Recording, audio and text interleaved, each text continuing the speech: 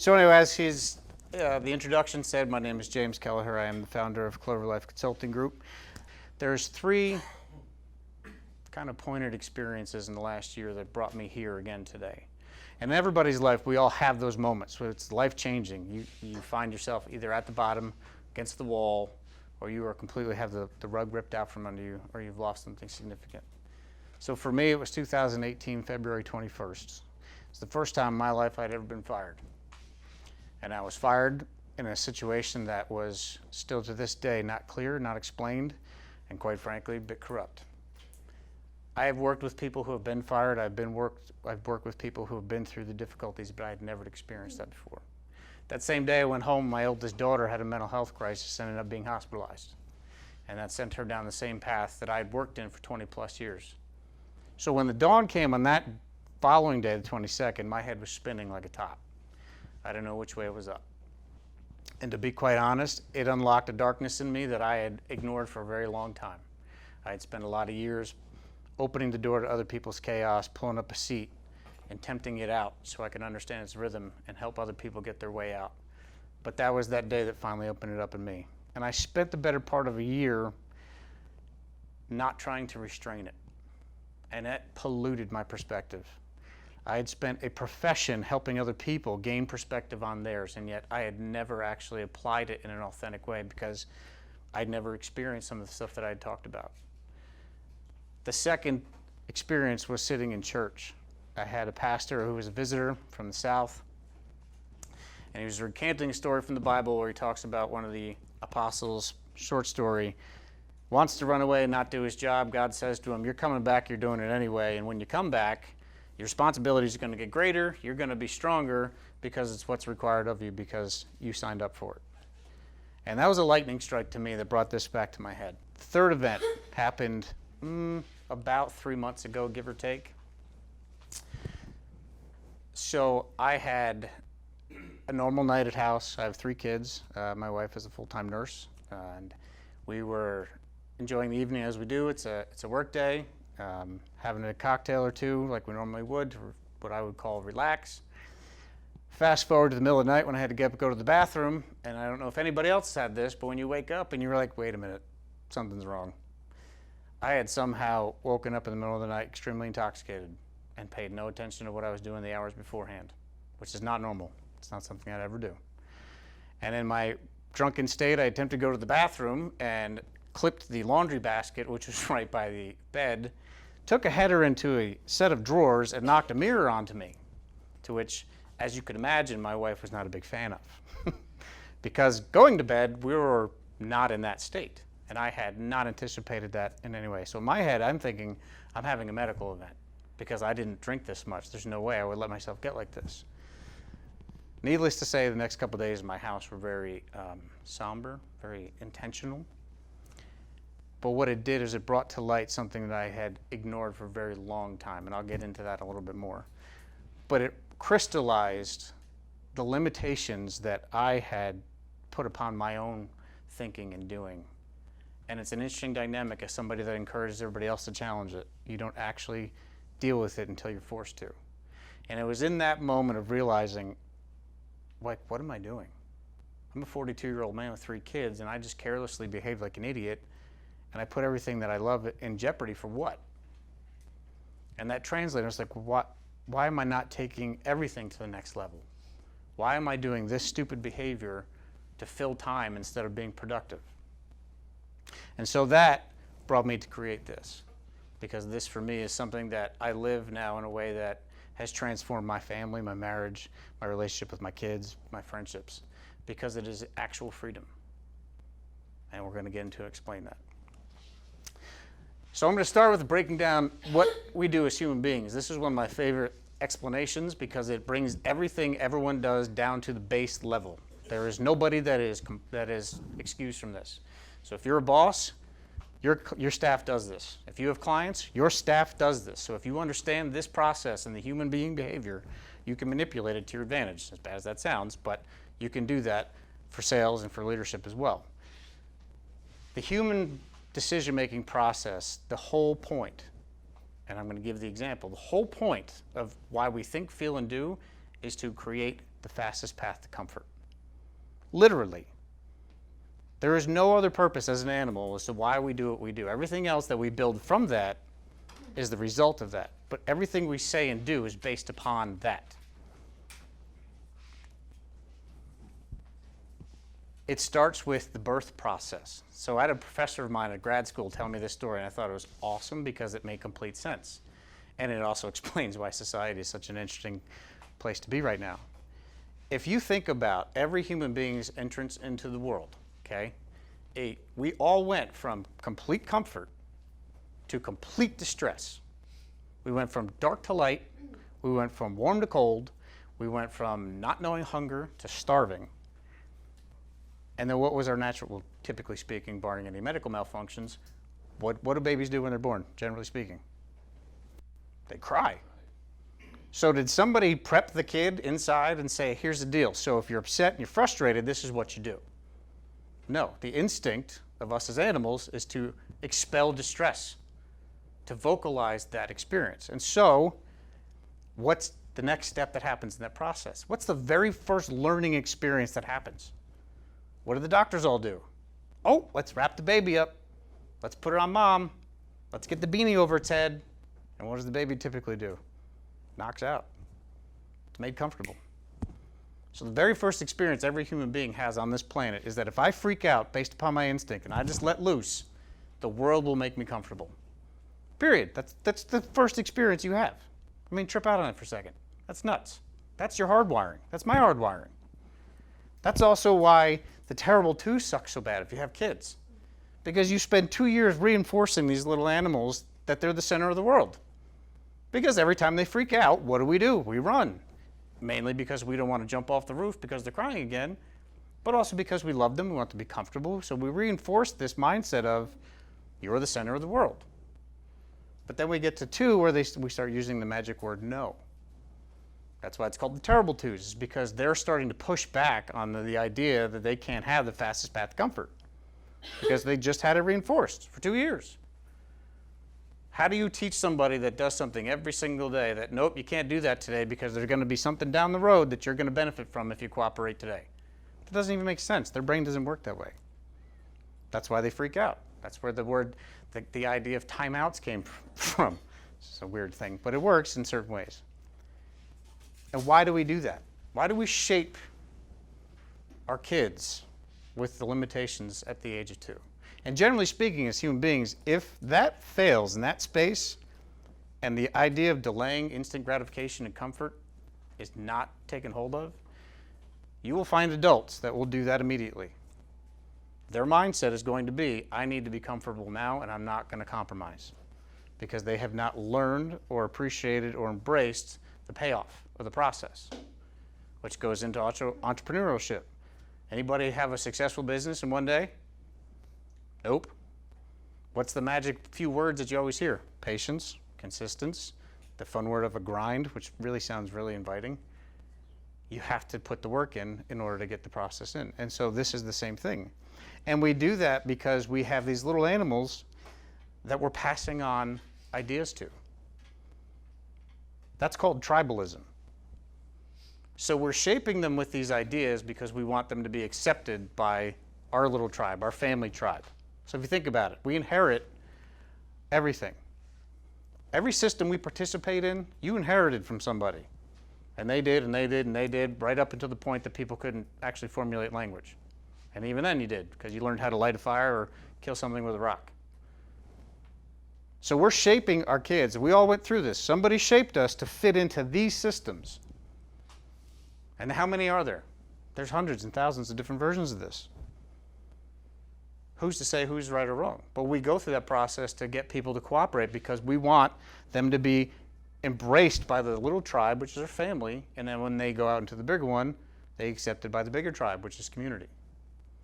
Now, when we send them off into the bigger ones, like government, school, finance, and all that stuff, well, there's new systems, there's new rules, there's new everything. If you want to be accepted into these groups, you have to behave this way. What happens when you don't? I was a disciplinarian at a high school, I can tell you. They rebel.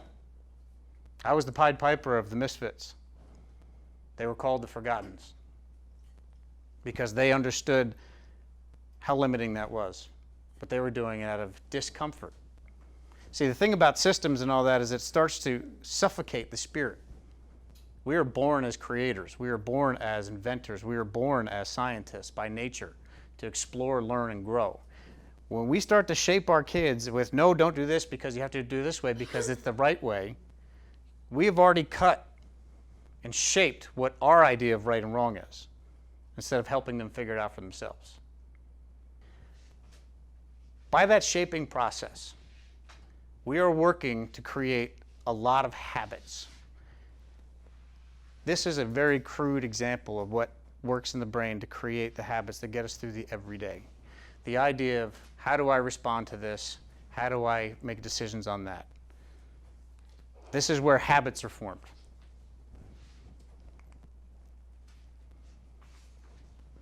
The basal ganglia, sounds like an Italian food dish, is the part of your brain that forms habits. It's also the part of the brain that works to regulate emotion management, which is a fun trick in and of itself. But that's also why you will find people that say, I can't help it. Because the truth is, they've created the habit of reacting a certain way specifically every single time that it's an autopilot response. They're not thinking about it. It's as functional as remembering how to brush your teeth. What clothes to put on for what event. How to drive a car.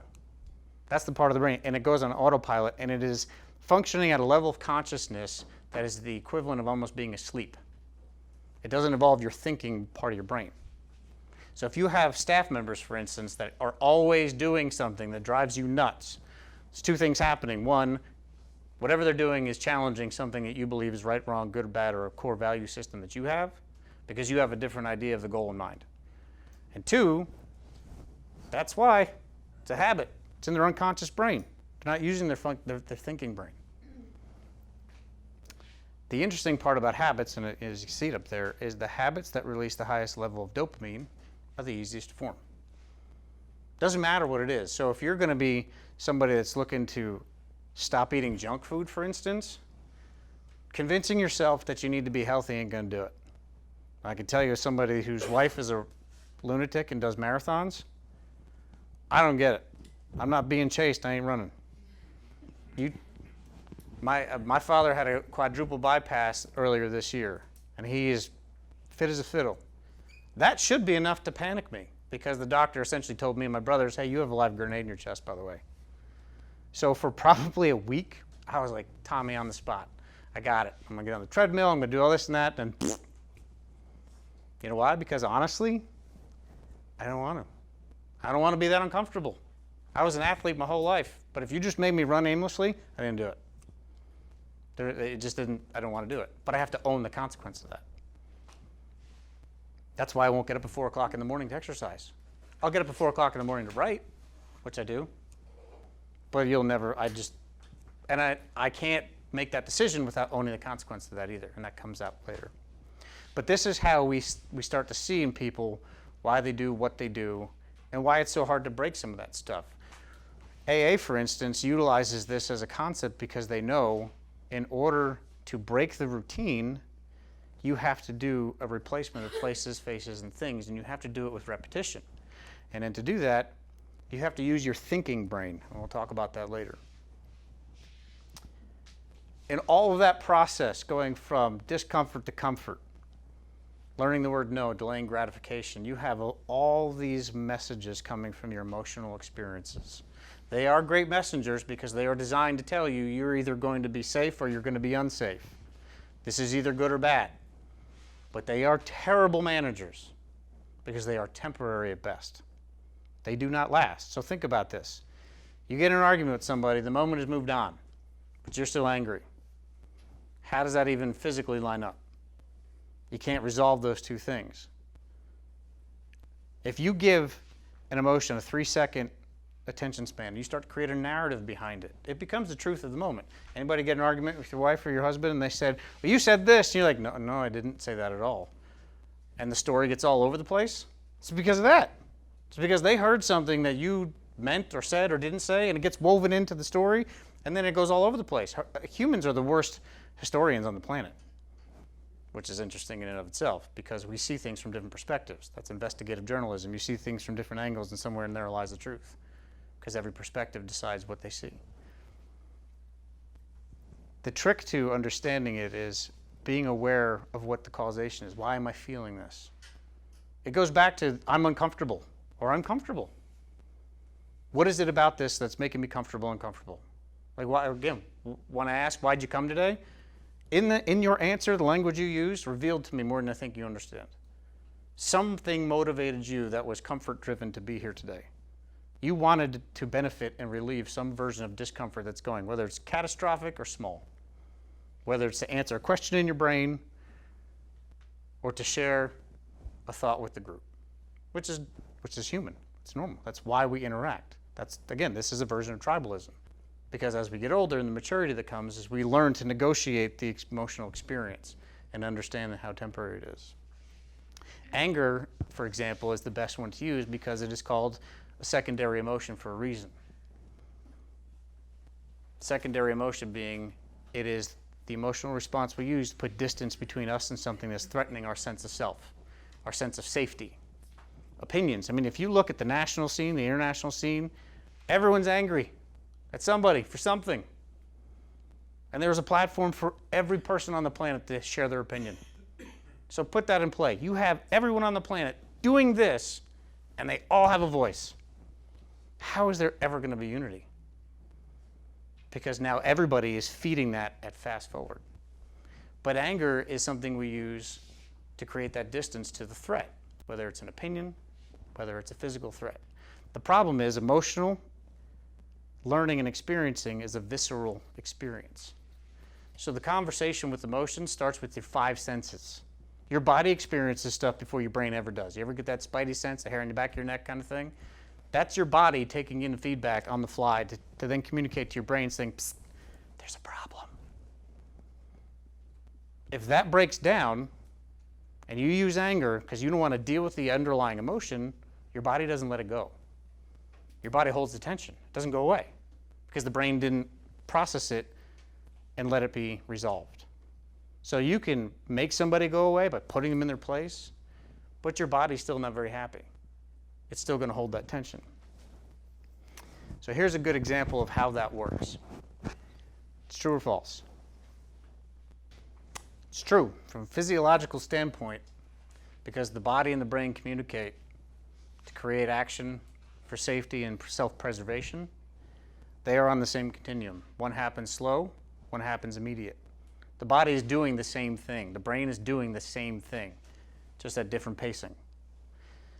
These two things right here mirror a third behavior, which is when there is trauma to the body that is catastrophic, we go into shock.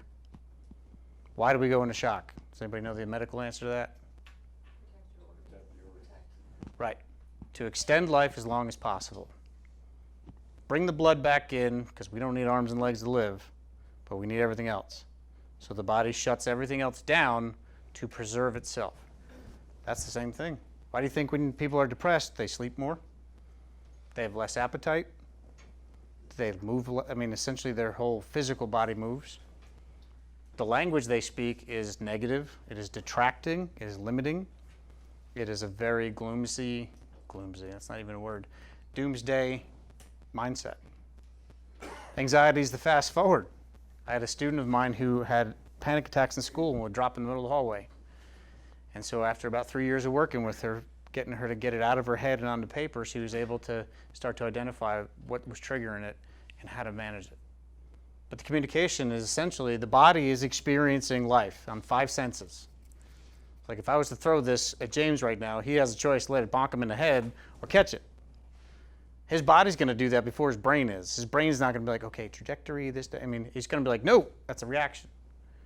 If he lets him bonk him in the head, he's going to remember that experience. Depression and anxiety is the body and the brain's lack of communication to each other. This is just an example. And this helps you understand your staff as you're interacting with them if they come into work. If it is chronic, if it is situational, there's no right or wrong to it, but it's the brain and the body. The body is saying to the brain, hey, problem, and the brain's saying, I don't know what you're talking about, I don't see it. And the body's like, no. They're like, dude, I do this every day. I feel something. We're going to get creamed. Dude, tell me what to do. And the brain says, where are we right now? Are you talking? And then the body will say, okay, so that's cool. I'm going to go to sleep. And whenever you feel like jumping in, we'll get things going again. And then boom, you pass out. That's what a panic attack is. That's what happens. The body and the brain won't create a sense of safety over the thought that gives you mastery over the thought. If something doesn't feel safe, you won't consciously confront it, typically. And so that's what anxiety is, because anxiety doesn't want to acknowledge that threat because it's too overwhelming. So your conscious brain will not focus on it, even if it's a past trauma. That's why they flashbacks and things of that nature. Those aren't resolved, and the body is still holding that tension.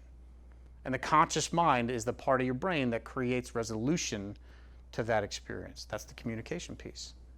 But if you never do it, and this is part of the work with working with people with these issues, they have to create a safe conversation to finally deal with stuff they ignored.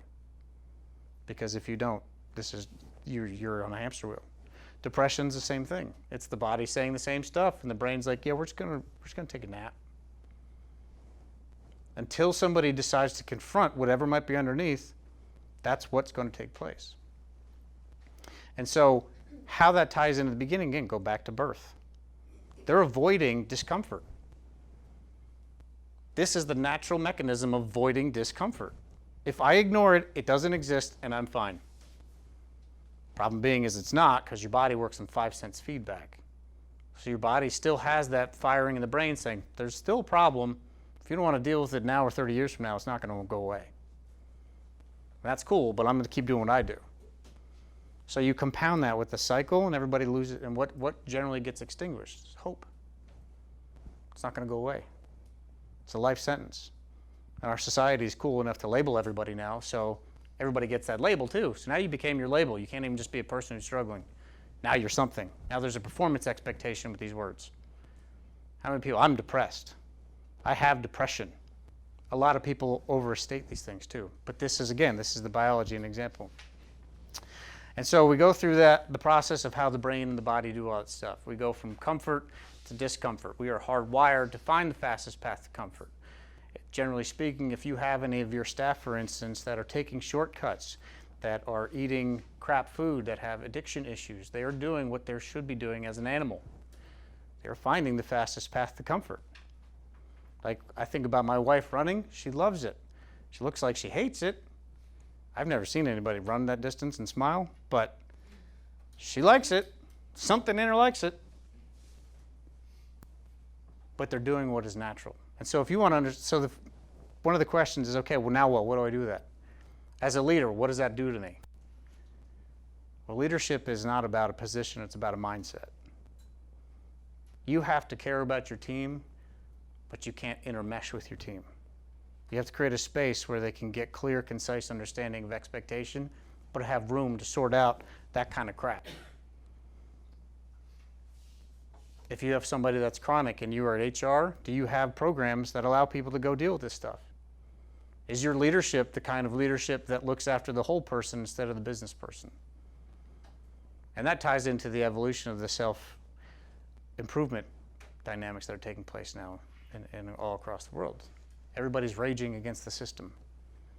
My voice is important. You can't tell me no. The concept of having a right or that anything is true anymore, it's up for grabs based upon how many people like it, literally. And they're not saying anything new. So the first question is, where does it rain? So we talk about freedom. What does freedom mean? Everybody has different opinions on that concept. So for me, when I'm working with anybody, I generally break it down in these directions. And quite honestly, and this is where it gets to be uncomfortable for some folks, ownership of perspective is quite frankly where freedom lies. Everyone in this room is 1,000% responsible for their perspective on something. We have been conditioned by the tribalism I just explained to be victims constantly. Socially anymore, we are the victims of everything, and they will always blame. If you don't take ownership of your perspective, you are always positioning yourself as a victim. Period. That's it. It's that simple. If you will not take ownership of the fact that you like or don't like, or you did or didn't do, in a way that doesn't put ownership on anybody but you You are intentionally positioning yourself as a victim. Why? Because it's easier, it gives you more comfort, and you have less expectation to respond because it's not your problem to solve. Think about that as you're leading your staff. Is how many staff would you rather have one of your staff come to you and say, "Hey, I screwed up. Here's what I'm gonna do to fix it." Or like a boss I was sitting in a meeting with a couple months ago, they come in and throw somebody under the bus. You're the boss. Why are you throwing one of your staff under the bus? It's your responsibility. Own it. No, you didn't get your staff to do it. It's not that they didn't do it. You didn't get them to do it. Well, why didn't she take responsibility? It'd be embarrassing. She would look incompetent. Her actual effort would be, so it would invoke all this criticism that she was avoiding. So what was the out? Boom. Not my fault. He did it. But if you want actual freedom in your brain for the rest of your life, you have to own your perspective. A lot of people don't want their authentic self advertised and known. That is extremely vulnerable and exposing in a society that is less than receiving, but yet very encouraging to do that with the generations that are coming up. It's not a very common thing to do. And the things that generally govern how we behave that way, opinions, permissions, and possibilities. You don't have to answer every invitation to fight, to defend yourself. That is in and of itself an insecurity because you haven't made peace with who you actually are. I mean, it's not wrong, it's normal, but that's what it is. To work in a place in the world where everyone's allowed an opinion and it can be a safe place, it's like, okay, that's where the freedom comes from. But for instance, doing this business stuff, I have people that have dismantled my effort in every which way possible. Go back to the flip-flops. I like flip-flops. You know why? Because in my head, I'm at the beach. That's, if I go to heaven, the gateway to heaven's the entrance to a beach. It doesn't have power unless I gave it power. It'd be one thing if he says it. It's different when my wife would say it because there's different relationship elements in play. But even at the same time, it's like, okay, well, I still like this version of me the most, so I'm going to do that. If you stick to that, the right people eventually float into your space. And then you don't have to do this shuffling of, am I going to be approved? Am I going to be accepted? I got to work on this. I got to work on that. Because you're actually just being you. But the other side of that is the permissions. We promote what we permit. One of the hardest relationships that people have to deal with is family, generally speaking. Why is that?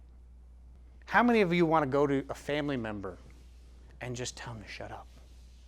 Just be honest, be like, will you just shut up? And just uncork. But you don't. Why? Because of the tribalism, the grooming. We don't speak like that in this family. We don't talk to people that way. We don't express ourselves. So you've already arrived at that glass ceiling of like, I want to murder him, but I'm going to be pissed if I do.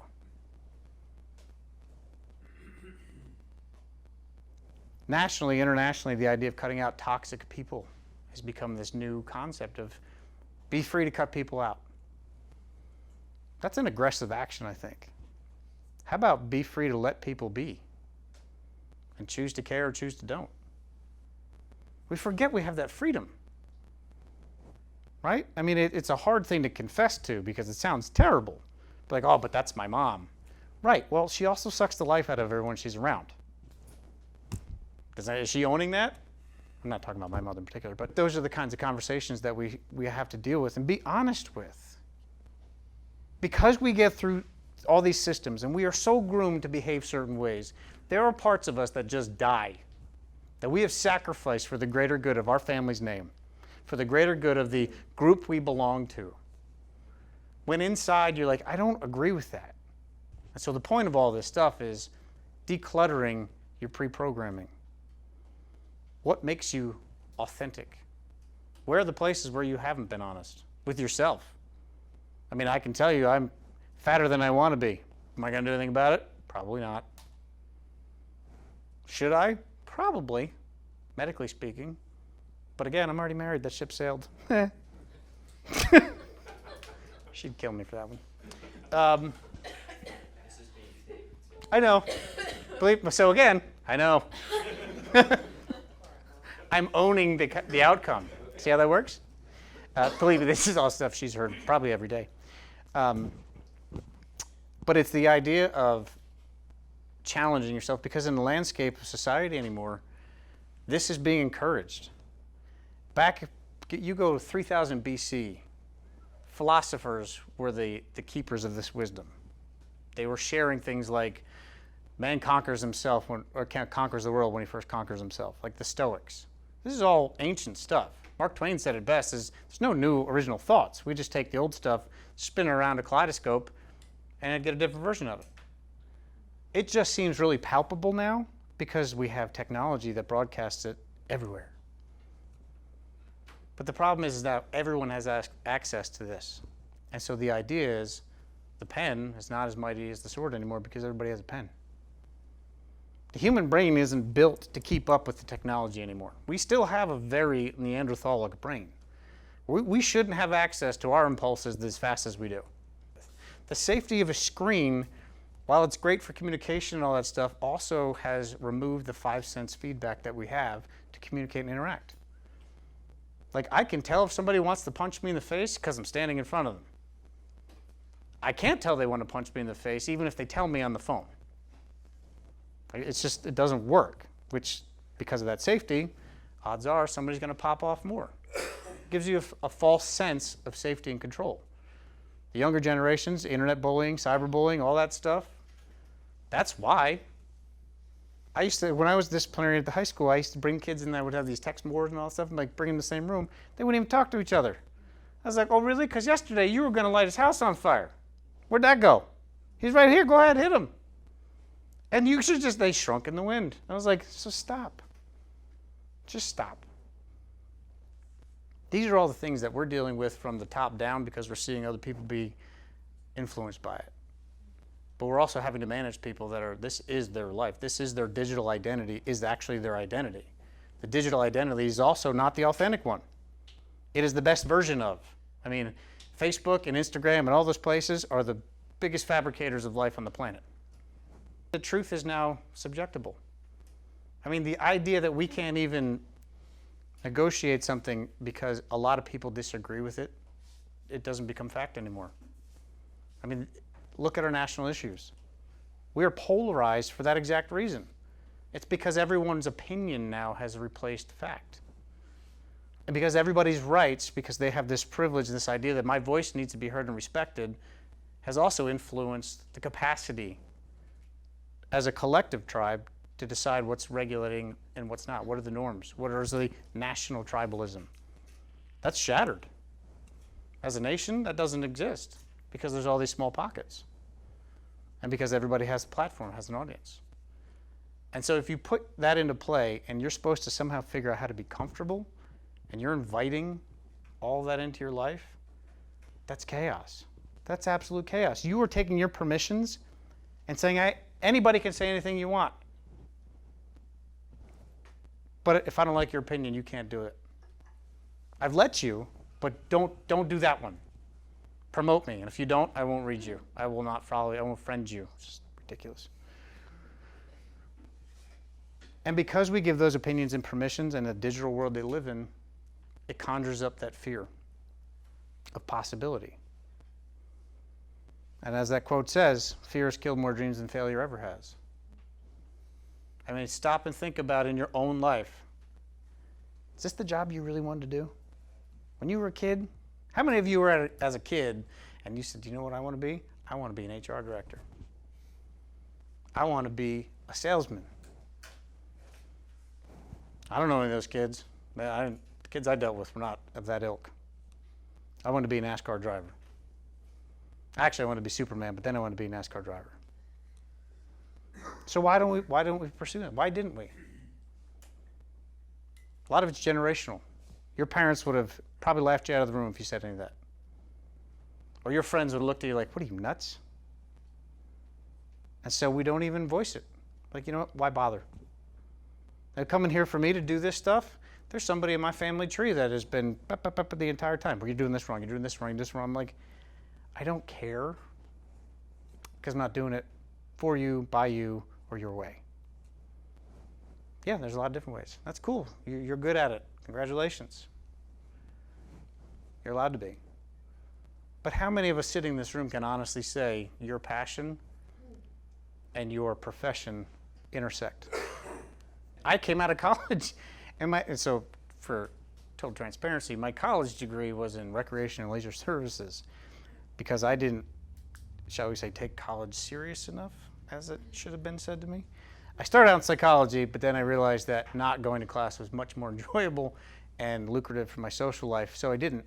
And then the grades qualified the fact that my father was going to put me in the military, or I was going to pay him back all the money that he had just spent, which wasn't going to happen either. So I was either going to graduate and go get a job, follow that treadmill, or I was going to be jammed up. And so when I graduated with that degree, not psychology, the same conversation came right back around. That degree is stupid. You're going to pay me back, or you're going to the military. Of course, I said, well, Pop, I'm 21. You can't do that. And he's like, you think so? That's cute. I was like, fair enough. I'm going to get a job. And so I started working at a resort in Connecticut where I came across my first interaction with at-use risk, and it just made sense. But if you asked me at that time, was that going to be what I was going to do, I would have said, no, I didn't know. I had no idea. I wanted to be like Caine from Kung Fu and just walk the earth and help people. No plan, no idea.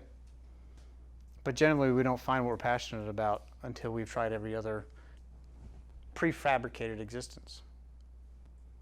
We all do it, the profession, because there's something in it. It's called Provisions and Passion.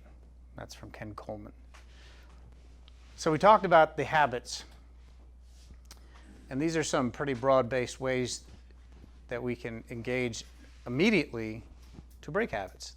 The biggest piece to the habit stuff is you have to be intentional, and you have to use your thinking brain. What does the habits is the not thinking brain, the Italian dish name. Nowadays, the biggest one that I encourage people is give yourself room to fail. Let yourself off the hook. Like, whose standard are you trying to keep up with?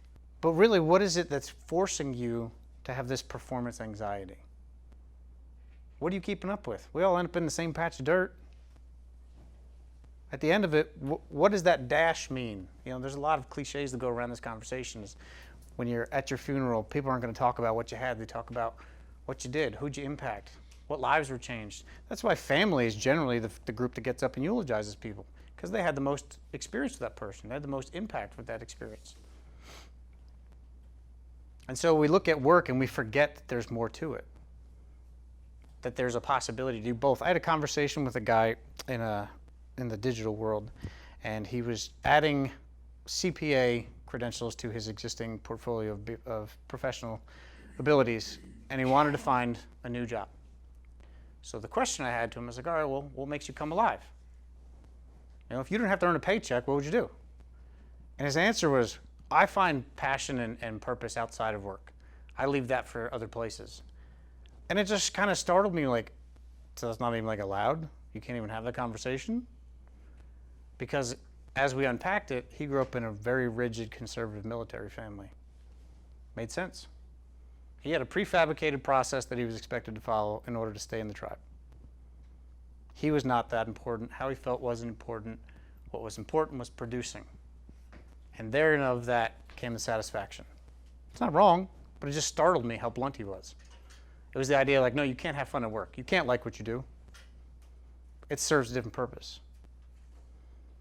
The other side of the conversation nationally is everybody's being encouraged to go be an entrepreneur.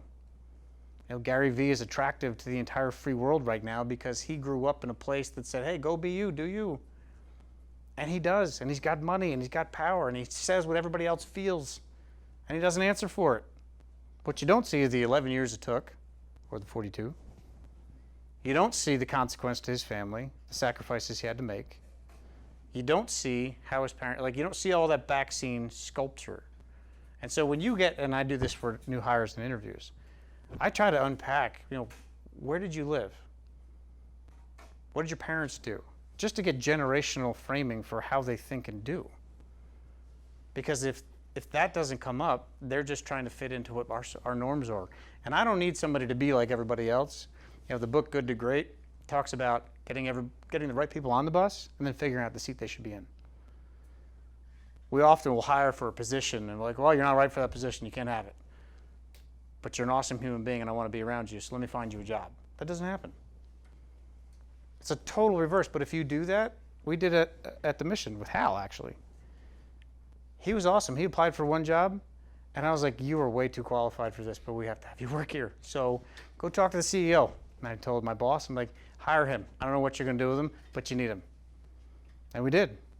And he did an awesome job. So the idea of being able to have conversations with yourself that allow the freedom to explore those kinds of things and understand that passion and provision, they can cross. If it's not how you were brought up, it's okay. But the teams you're leading are. The Gary Vee voice, the Joe Rogan, the Jocko Willink, Tim Ferriss, I mean, the list can go on and on and on and on and on of people that have a national platform now, TED Talks, you name it, that everybody's saying, rage against the systems. You have a right to have an opinion and be who you want to be and be successful. What they tiptoe through is, by the way, it's going to take forever, and there's going to be a lot of really uncomfortable crap, and there's a high percentage you're going to not see it through. That's why 1% of people own 99% of the wealth. If that was, if it was that easy, wouldn't we do it? One of the kiss of death in entrepreneurship is the word fast. Thanks to Justin Bieber and YouTube, everybody thinks they can go be a rock star now. And then we have TV shows that have been on TV for way too long that encourage that for people that have no business doing that in public. But good for them, because they had the guts. So these are all the things that when I work with people, whether it's for career change, whether it's for personal growth, leadership, team building, these are all the underpinnings that I'm looking for. Because this is the whole person's life. And if you're seeing stuff with your staff that you can't figure out, you give me 15 minutes with them, I guarantee you we can pinpoint the core ideology that's governing it. Because as we just learned, they're uncomfortable if they're screwing up.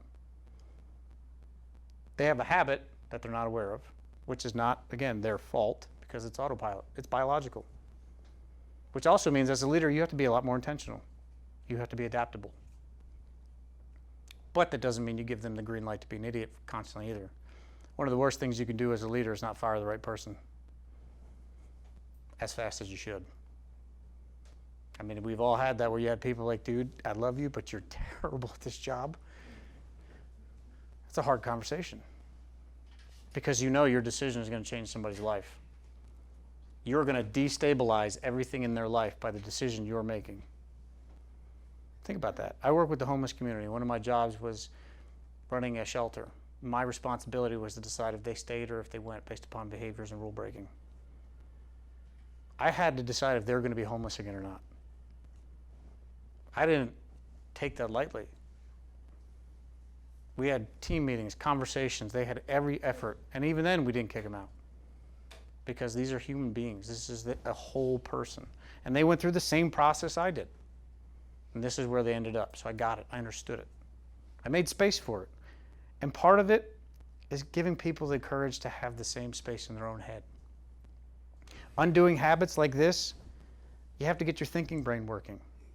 To practice productive procrastination, I failed that with the exercise thing. So I was getting up and then didn't. And in my head, I said, I'm not going to do it today because I don't feel like it. Why be uncomfortable on purpose? I'll do it tomorrow. That was like 3 months ago, maybe longer. Didn't do it. The point of that is, it's okay to not do something, but make sure you make it a later date and follow through. That creates that space. The last piece of it, which is not on there, is the accountability. Letting people speak into your life to hold you to your word. That goes back to the permissions of opinion. Who are you going to let tell you you're being an idiot and you need to square up? Or who are you going to go to share something that you were terrified to confess to? Who do you trust enough to be totally honest with? In the interest of growing, learning. As a leader, that takes some nuance. That takes some savviness. That's a delicate place because you will have people come confess some crazy stuff to you and you won't know what to do with it. 9 times out of 10, people just want to be heard. That's it. We had a guy that at the Mission walked out on good terms, came back when everything fell apart, and he said, I didn't know where else to go. This is the only place I ever felt loved. That was the whole conversation. We just hugged him and sat there and cried with him. He's not fixed. I still talk to him. He's not squared away. But at least he got to experience real love in the world. And that was because we didn't bang away at the rules, and we understood that this process we just explained, it broke somewhere for him. And he did what he could do to survive it. So understanding this as a leader, as a recruiter, this governs everybody. If you got kids, I have kids, you can't protect them. Phones can be locked up, they can be broken, they have to have a space to come feel safe. And they have to know that there is no performance anxiety. Because if they do, the habits they're going to create are going to be temporary ones that are going to get them accepted by their peers. They're going to forfeit the family tribal for the collective tribal. Generally what happens is they come back to the family tribal because the collective has rejected them at some point for some reason. So here's an example of how to replace that, and this is where the AA concept comes in. The cue routine reward cycle. And ironically, this is what I did. So the one on the left, so let me unpack that experience. So I fall, smack my head, mirror falls, and my wife wants to murder me, all rightfully so. I spent the next couple days, and I definitely talked to him about this too. Why was it such a thing for me to have a drink? I wasn't getting blasted. It wasn't out of control. It was like a time filler. There was no other adventure to have. There's nothing else to do. It was a carryover behavior from youth. When we were young, drinking alcohol was the fuel for the adventure. You had no responsibilities, no accountabilities. That just lit the fuse, and you just went bonkers. And I went to Vegas 6 times. I think I only paid once. Don't ask those stories. But at some point, when the responsibility of life changed, the habit didn't. So then it became, well, if I drink a little bit, it'll trigger an adventure because everything else is boring. Let's be honest, being a parent and having a full-time job is about as exciting as watching paint dry sometimes. And so if you have some libation, it loosens it up a little bit. Oh, maybe you get to spend a little time alone with your wife or your husband, or maybe the kids will go to bed early, or you get to go out. You want to spend, it just gets that lubrication in your brain a little to maybe it'll spark something that's been dead and quiet. And so that day, what I came to understand and realize is that wasn't an addiction. I was bored to tears with life, and I just wouldn't face it. I couldn't say out loud or even articulate and shape the fact that was a behavior born out of boredom. Mainly because I was avoiding relationships at home. I was avoiding the anger that I had let out the cage back in that February. I didn't want to face or deal with any of it.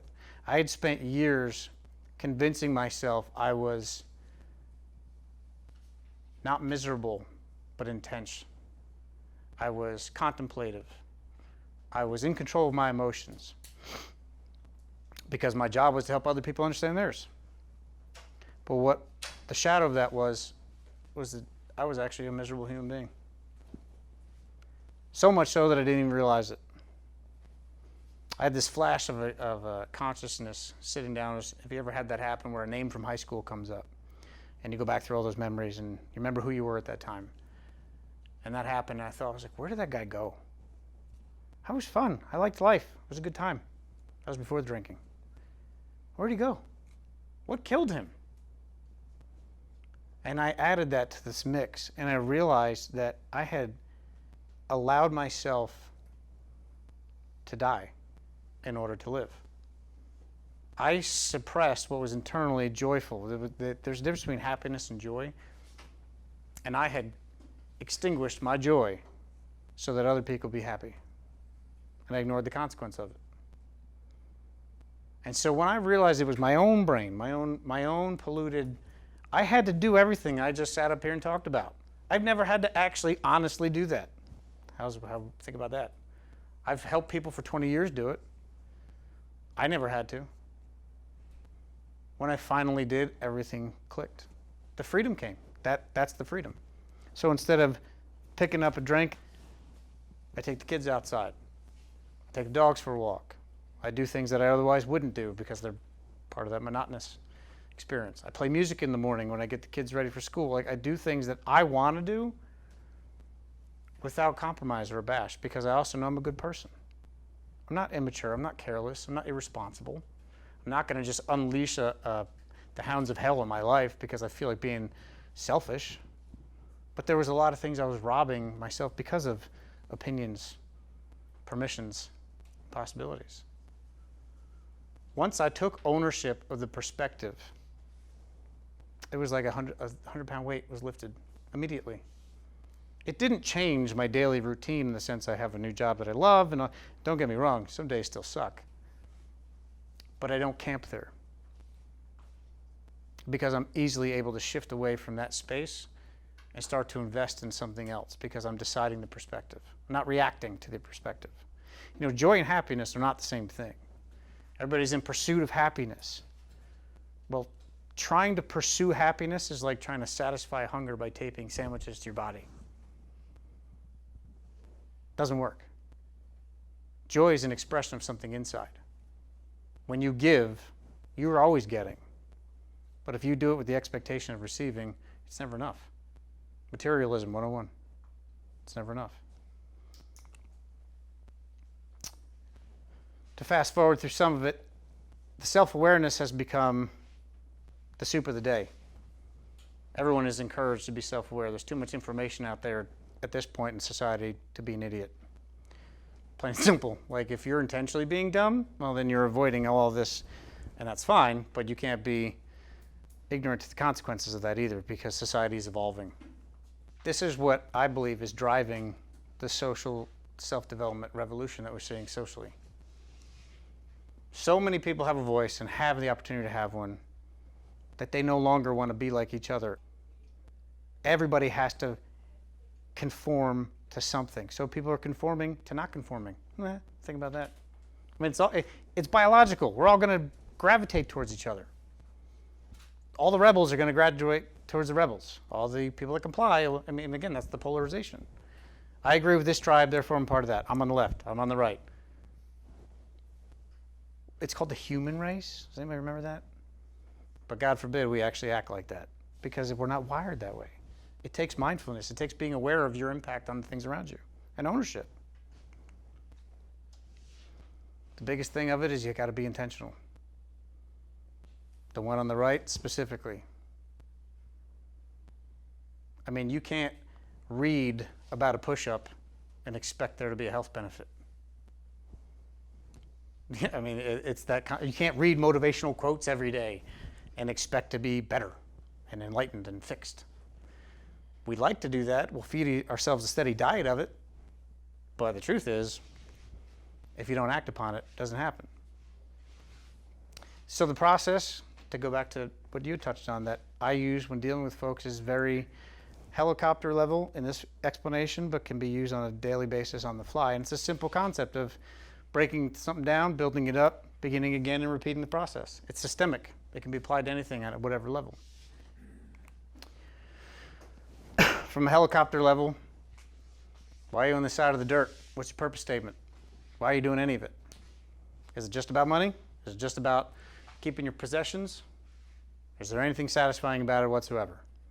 Because if you come to me and you say, hey, my life sucks, and we back out, we break it down like, why does it suck? And we isolate what it is, well, now you know what to do next.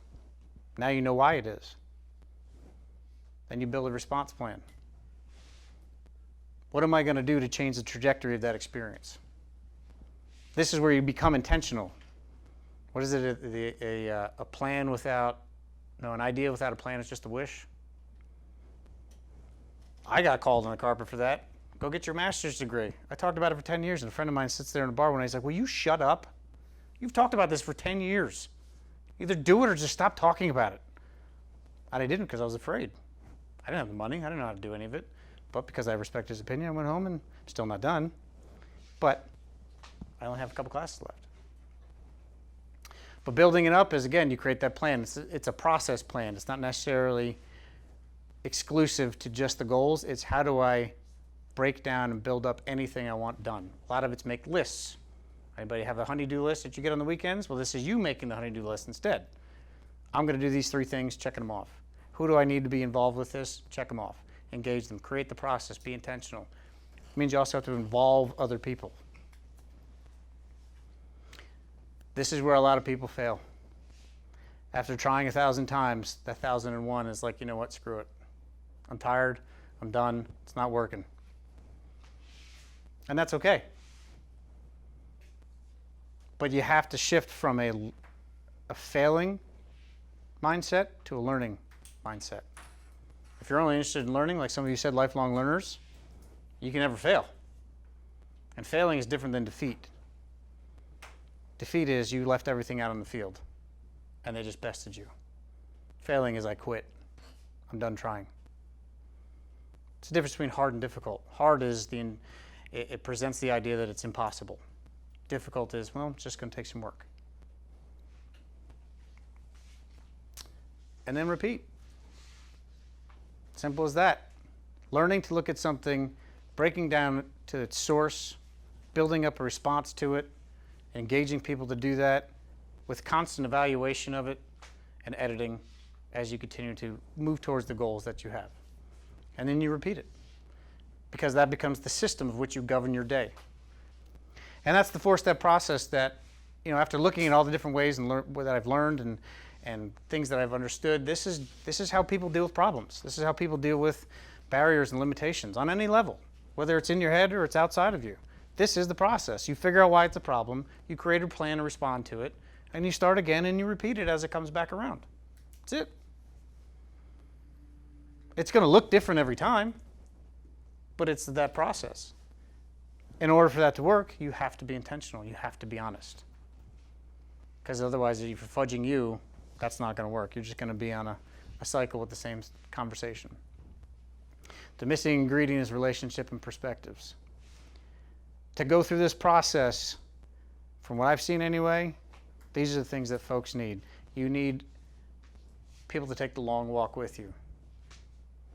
You need to have somebody that will hold you accountable, that you will let speak into your life and speak truth, that you will respond and act upon. I said this to my students all the time, show me your friends and I'll show you your future. If you have people around you that are naysayers and they are short-term and they are reactionary and they're emotionally driven in their conversation, you've intentionally invited people to be ankle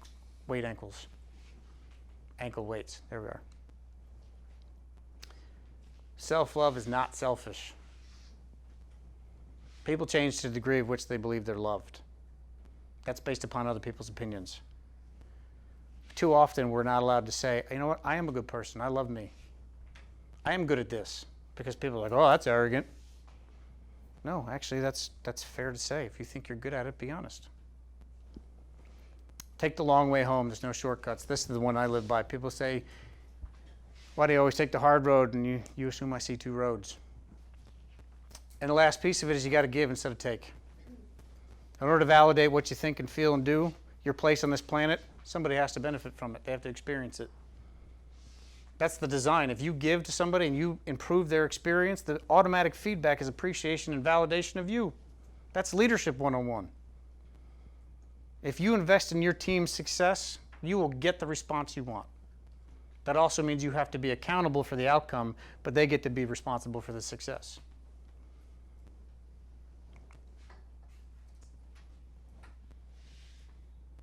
It's a good visual of the cliche about the comfort zone. It goes all the way back to where we started at the beginning. This is literally the exact process we just described in very rudimentary, repackaged ways.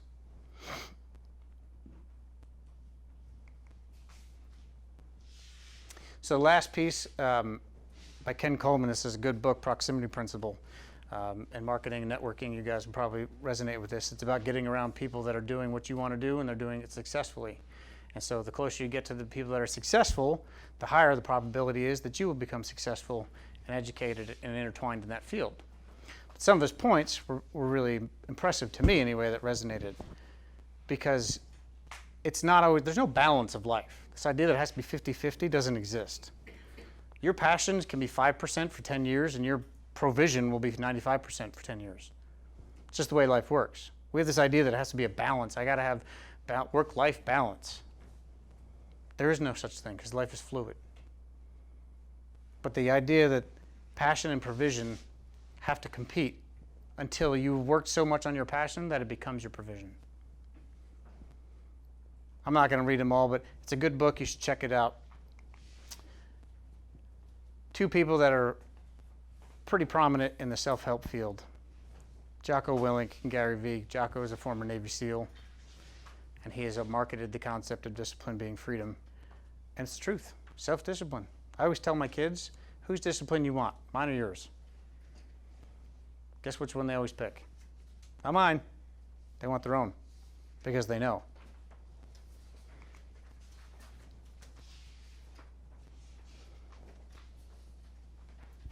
That's the essence of all this. We forget that we hold the pen. 9 times out of 10, we act in reaction to the world instead of on action, which is on purpose. What Hillary's passed around is an activity you can do at home to help you have a bit of a drill down on where your head's at and where you're investing in your life. It's an activity that essentially allows you to see where you invest your capital or your resources, your times, your energies. It's something that is done so that if somebody wants to be successful in business, they have to figure out how to invest in other places first in order to become successful in the identified space that they want. It's an interesting tool that goes along with a conversation to help people start to realize it's a process. You know, I want to be a successful entrepreneur. All right, well, maybe you need to invest in your family element first, because that needs to be stable before you dump all your eggs into that basket. And so it's just a brief takeaway for you to, you know, maybe spend some time doing it on your own and look at it in life. And this is just the rest of my bells and whistles for what I do and where I do it. I want to thank everybody for coming and for being here for the second one. Does anybody have any questions, thoughts, concerns? All right, well, like I said, I appreciate y'all coming. If you have any questions or thoughts you want to sort through, by all means, reach out.